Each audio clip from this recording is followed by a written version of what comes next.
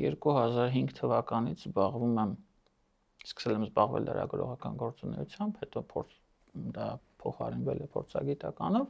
եւ այդ 20 տարվա գործունեության արդյունքներով ես կարող եմ հավաստիացնել, որ հիմքեր կան։ Ինչպիսին են այդ հիմքերը, պարոն Ստեփանյան։ Տարբեր, եկեղեցու տակը Գարեգին Բ-ի գահակալության տարիներին շատ կեղտ է հավաքվել։ Սա կարծում եմ ակնհայտ է մի 2-3 գործ ժամանակին, որոնք մեծ ռեզոնանս են ստացել մեր ԶԼՄ-ներում, տարիներ առաջ ես անձամբ եմ լուսաբանել եւ ֆինանսական գործունեության հետ կապված, նրա ոչ պատշաճ կաթողիկոսին, ոչ հարիր պահվածքն է կապված մեր լեռներում գտնվող վանքերի հետ եւ այլն, կա նաեւ այլ պատմություններ, որոնց մասին չեմ ուզում նույնիսկ հիշատակել։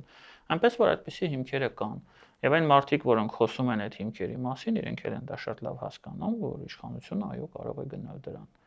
Այդ կեղտը մի օր պետք է դուրս գա եւ այդ կեղտը հիմա դուրս է գալիս քայլ առ քայլ, մաս առ մաս, այնպես որ այո հիմքեր միանշանակ կան,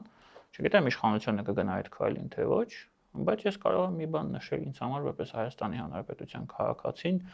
կաթողիկոսը ինձանից ոչ մի բանով թող ավել չլինի, եթե կա տվյալ դեպքում հանցագործություն, այն պետք է պատժի, ով ուզում է լինի։